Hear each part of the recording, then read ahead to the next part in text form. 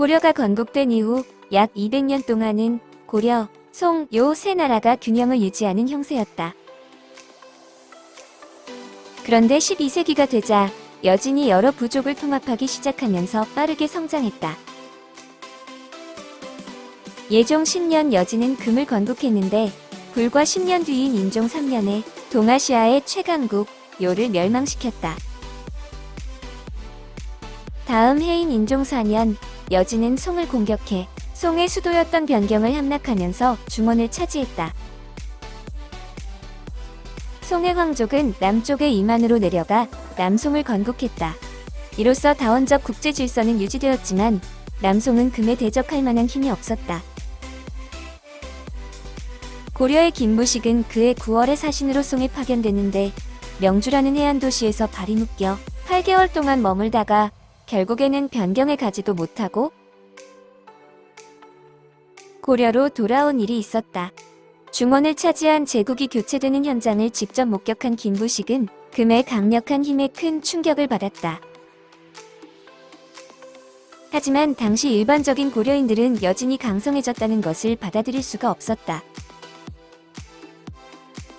여진은 불과 한 세대 전까지만 해도 고려를 부모의 나라로 섬기면서 고려로부터 책봉을 받는 위치에 있었다. 그런 여진이 자기들이 임금이 되고 고려는 신하가 되는 관계를 요구해오자 고려인들은 어떻게 그들의 신하가 될 수 있느냐며 감정적인 반응을 보였다. 여진이 갑자기 강성해진 것에 대해서는 송도 크게 당황했다. 송은 고려의 사신을 보내 금을 막는 데 힘을 보태달라고 거듭 요구해왔다. 하지만 이것이 현실적으로 가능한 일이 아니라고 판단한 고려는 송이 금과 싸워 이기는 것을 기다린 후에 미약하나마 군대를 내서 돕겠다는 식으로 거절했다. 예종 12년 금은 건국한 지 불과 2년 만에 고려의 형제관계를 요구했고 요를 멸망시킨 인종 3년에는 군신관계를 맺어 고려가 금에 사대할 것을 요구했다. 결국 고려는 금에 사대하기로 하고 책봉 조공관계를 맺었다. 현실을 인정한 결과였지만 그에 대한 반대가 끊이지 않았다. 고려의 외교는 전통적으로 송과 요 등 강대국에 사대하면서 국가를 보전하고 평화를 지키는 것을 목표로 했다. 성종 12년부터 26년간 계속된 거란과의 전쟁 끝에 송과의 관계를 끊고 거란과 책봉 조공관계를 맺은 것처럼 철저하게 국력을 기준으로 사대의 대상을 선택하는 현실적인 노선이었다. 그런데도 사대의 대상을 거란에서 여진으로 바꾸는 데 대해서는 반대가 극심했다. 이는 고려가 거란에 사대하면서도 황제국을 자칭하고 있을 때, 즉 외왕 내제의 상태에서 황제국의 지위를 보장한 것은 고려에 사대하는 나라의 존재였고 그것이 바로 여진이었기 때문이다. 그런데 이제 거꾸로 고려가 금에 사대해야 하는 현실을 당시 고려인들은 받아들이기 어려웠다. 묘청은 서경의 승려로 음양가의 비술에 의탁하여 무사람들을 현혹했는데 같은 서경 출신인 백수환과 정지상 등이 이에 동조하고 있었다. 인종 4년 이자겸의 난으로 개경에 있는 고려의 궁궐이 모두 불타버렸다. 당시는 풍수도청이 상당히 유행하던 시기로 사람들은 개경의 기운이 다했다고 보았다. 이에 묘청 등 서경 세력은 개경의 직위가 이미 쇠하였으니 서경으로 천도해야 한다고 주장했다. 하지만 개경의 전통적인 문벌 귀족들은 이에 반대했다. 서경 세력이 천도의 명분으로 내세운 것은 풍수였다. 풍수에 따르면 고려에서 기운이 가장 좋은 곳이 서경이었다. 일찍이 태조 왕건도 훈요 10조에서 서경이 풍수적으로 제왕의 기운이 서려있는 매우 좋은 곳이라면서 국왕이 매해 그곳에서 100일 이상 머무르라는 말을 남겼다. 서경의 지세는 넓고 평탄한데 거기를 대동강과 보통강이라는 두 개의 큰 강이 감싸돌아 흐르고 있다. 그래서 이런 형국을 물기를 잘 얻었다고 해서 득수국이라 부른다. 수덕이 순조롭다는 의미다. 그에 비해 개경은 산이 매우 많은데 바람이 달아나지 못하게 가두는 형국이라고 해서 장풍국이라 부른다. 그러나 개경은 수덕이 좋지 못하다는 단점이 있다. 당시에는 왕조가 교체되는 것을 오행상생설로 해석했다. 이에 따르면 신라는 금덕의 왕조이며 신라의 다음은 수덕의 왕조가 들어선다고 보았다. 궁예가 연호를 수덕 만세로 했던 것도 태조왕건이 서경의 수덕이 좋다는 이야기를 했던 것도 같은 맥락이다. 서경 세력은 묘청을 성인이라 칭하면서 왕의 근신과 여러 관리에게 서경천도의 당위성을 주장했다. 그러면서 만약 천도하면 이를 주장한 사람들이 모두 중흥공신이 될 것이니 그렇게 되면 이 신이 부귀하게 될 뿐 아니라 자손도 무궁한 복을 누릴 것이라면서 천도에 동의한다는 서명을 요구했다. 이에 많은 이들이 동의한다고 서명했으나 김부식 등은 하지 않았다. 묘청은 인종에게 서경 임원역의 지세는 음양가들이 말하는 대화세에 해당하니 만약 그곳에 궁궐을 세워 이어한다면 금이 스스로 항복해 올 것이며 주변 36국이 모두 신하가 될 것이라고 주장했다. 인종은 의심이 가기는 했지만 여러 사람이 말하므로 그 말을 믿지 않을 수 없었다. 인종 6년 8월 마침내 인종이 서경에 행차했다. 그리고는 같이 간 신하들에게 임원역의 지세를 살피게 하고는 곧 그곳에 궁궐을 짓게 했다. 인종 7년 2월 인종이 서경에 행차하여 새 궁궐에 임하였다. 묘청 등은 표문을 올려 칭제 건원, 즉 황제를 칭할 것과 연호를 제정할 것을 권하면서 금을 정벌하여 멸하자고 청하였다. 하지만 인종은 이를 윤호하지 않았다. 인종 8년 9월 서경에 있는 중흥사의 탑이 불에 탔다. 사람들은 묘청에게 물었다. 대사께서 서경에 행차하자고 청하신 것은 재앙을 진정시키기 위함인데 어찌 이같이 큰 재앙이 있을 수 있습니까? 그러자 묘청은 한동안 얼굴을 붉히다가 대답했다. 만약 주상께서 개경에 계셨다면 재앙이 이보다 컸을 것인데 지금 여기에 행차하셨기 때문에 재앙이 밖에서 일어나서 성궁이 편안하신 것이다. 인종 10년 2월 묘청과 백수환이 인종에게 아뢰어 말하였다. 개경의 지세가 쇠하였기 때문에 하늘이 재앙을 내려 궁궐이 불탄 것이니 자주 서경에 임하하시어 무궁한 왕업을 누리소서.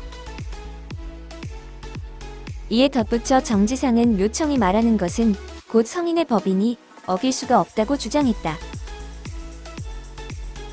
고려에서는 풍수가 일종의 통치 이념이었다. 따라서 묘청의 주장에 대해 여러 사람이 동조하는 것은 당연했다. 하지만 김부식처럼 정치를 책임진 사람들의 생각은 달랐다. 그들은 풍수에 국가의 존망을 맡길 수 없으며 묘청의 주장은 대단히 위험한 모험이라고 생각했다. 특히 동지 추밀원사 임원에는 묘청 등을 죽여야 한다고 주장했다. 하지만 이미 인종이 임원역에 대화궁을 지어 자주 행차하는 상황이었다.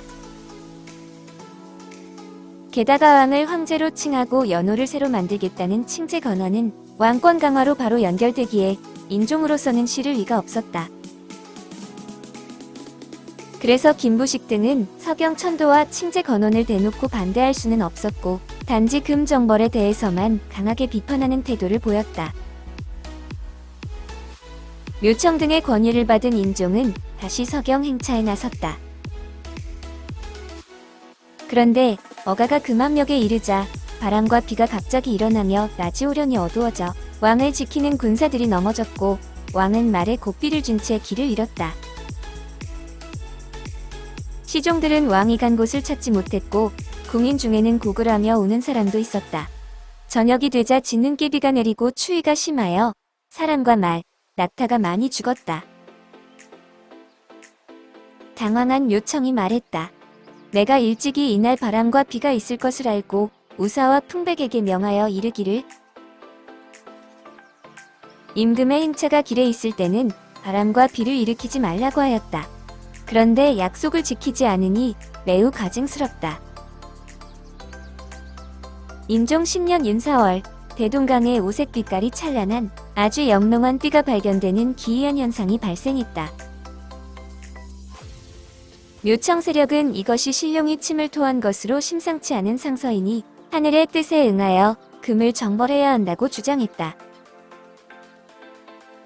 사실 묘청 세력은 몰래 큰 떡을 만들어 속에 구멍을 뚫고 기름을 넣은 다음 대동강에 가라앉혀 두었다. 거기에서 기름이 조금씩 새어나와 수면으로 떠올라서 햇빛에 반사되자 오색 빛깔이 나타난 것이었다. 이를 이상하게 여긴 인종은 대동강에 사람을 보내 잠수시켰고 곧 기름을 넣은 떡을 발견해서 이것이 모두 거짓임을 알게 되었다. 묘청의 사기극이 만천하에 드러나자 임원은 상소를 통해 묘청을 죽여야 한다고 주장했다. 인종 12년 9월 서경에 행차해달라는 묘청의 건의를 인종이 거부하는 사태가 벌어졌다. 묘청은 다급해졌다. 인종 13년 1월 서경에서 묘청이 반란을 일으켰다. 묘청은 관리들을 잡아가두고 군사를 모아 개경으로 쳐들어가려 했다. 하지만 묘청의 난은 일반적인 정변과는 성격이 달랐다. 묘청은 반란을 일으켰지만 임금의 자리를 비워두고 개경에 있는 인종을 모셔오려 했다. 묘청은 자신이 왕이 되려 하지 않았다. 그가 주장한 것은 첫째, 서경으로의 천도, 둘째, 황제를 칭하고 연호를 세우는 것, 셋째, 금을 정벌하는 것이었다. 묘청은 개경의 보수적인 귀족과 관료들이 세 가지를 모두 반대한다고 판단하고 반란을 일으킨 것이다. 묘청의 반란 소식을 접한 고려 조정에서는 묘청의 난을 토벌할 부대의 지휘관으로 김부식을 임명했다. 김부식은 긴급회의를 소집해 작전을 세우고 진압에 나서기 위해 출병을 서둘렀다. 그러고는 개경에 있던 묘청의 일당인 백수환과 정지상 등을 왕명도 받지 않은 채 참수했다. 묘청 세력은 자기들이 반란을 일으키면 인종이 자기들에게 올 것으로 생각했다. 하지만 인종은 이미 마음이 변한 상태였다. 형세가 불리해지자 반란 세력 내부에서 반란의 성공 가능성의 회의가 일면서 자연스럽게 내분이 일어났다. 결국 묘청과 함께 반란을 일으킨 조광이 묘청을 죽이고 그 목을 개경으로 보냈다. 개경에서는 묘청의 목을 높이 내달고 그 목을 가져온 사람도 처벌했다. 이런 정황을 본 조광은 자신도 처벌을 면하지 못하겠다고 판단해서 다시 반란을 일으켰다. 김부식이 이끄는 토벌군이 조광의 반란을 진압하는 데는 1년이 걸렸다. 인종 14년 2월 김부식은 인종에게 표문을 올려 승전을 알려왔다. 개경으로 돌아온 김부식에게 인종은 큰 저택 한 채를 내려줬고 진압에 참여한 군사들에게도 크게 포상해 주었다. 김부식은 묘청의 난을 진압하면서 성공의 발판을 마련했다. 인종 23년 김부식은 왕명을 받아 삼국사기를 편찬하게 된다. 삼국사기의 집필에서 총책임을 맡았다는 것은 김부식이 그만큼 역사에 대한 안목도 높았고 왕의 신임도 매우 두터웠다는 것을 보여준다. 하지만 일제강점기를 거치면서 묘청의 주장은 민족주의 감정을 자극했고 사람들은 묘청의 난을 진압한 김부식을 사대주의자라고 평가하기 시작했다. 민족주의 역사학자인 단재 신채호가 조선사 연구초에서 묘청의 난을 일천열례 제1대사건이라 하면서 묘청을 자주 김부식을 사대로 평가했다는 것이다. 하지만 신채호는 조선사 연구초에서 결코 묘청을 두둔하지 않았다. 그가 가장 아깝게 생각한 인물은 묘청이 아닌 윤관의 아들 윤원이었다. 윤원이는 칭제 건원은 찬성했지만 서경천도는 반대했는데 신채호는 이것이 탁견이었다고 보았다. 그런데 묘청의 난이 실패하면서 윤원이는 묘청과 연계되었다는 의심으로 중앙에서 밀려나 지방으로 좌천되고 말았다. 나라를 빼앗긴 일제강점기의 신채호는 윤원이와 같은 자주적 생각을 하는 인재를 잃은 것이 대단히 안타까웠다. 신채호는 묘청이 광망한 행동으로 준비가 안 된 상태에서 섣불리 난을 일으켰다가 실패함으로써 동당 정지상 등을 사지에 빠지게 했다며 비판했다. 이로 인해 훗날 조선은 사대주의의 나라가 되었고 결국 망국의 비운을 맞이했다는 것이다. 결론적으로 신채호가 묘청을 긍정적으로 평가했다는 것은 대중의 오해일 뿐이다. 17세기 여진이 건국한 후금, 즉 청이 조선을 침략한 병자호란 당시 김상헌을 비롯한 척화파는 끝까지 항전할 것을 주장했다. 하지만 현격한 군사력의 차이를 인식한 최명기를 비롯한 주화파는 청에 항복하고 사대할 것을 주장했다. 당시 명을 누르고 동아시아의 최강국으로 올라선 청에 대해 무모하게 항전하지 말고 항복하자고 주장한 최명길과 주화파를 오늘날의 사람들은 현실주의자라고 평가한다. 반면 효종대의 북벌론에 대해서는 실현 가능성이 없었으며 만약 북벌을 추진했다면 청과의 현격한 국력 차이로 인해 조선은 즉시 멸망했을 거라고 본다. 그런데도 사람들은 신채호의 주장과 관련된 오해로 인해 묘를 멸망시키고 동아시아의 최강국으로 떠오른 금을 정벌하자고 주장한 묘청을 긍정적으로, 이에 반대한 김부식을 부정적으로, 즉 사대주의자라고 평가하는 것이다. 게다가 사대는 근대까지 동아시아 국제외교의 관리였다. 12세기 당시 금은 인종 3년과 4년에 연이어 여와 송을 물리친 동아시아의 최강국이었다. 따라서 풍수에 의거하여 서경으로 천도만 하면 금을 정벌할 수 있다는 묘청의 주장에 대해 중원에서 송을 밀어낸 금의 힘을 직접 목격한 김부식은 결코 동의할 수 없었다. 김부식은 철저한 현실주의자였다.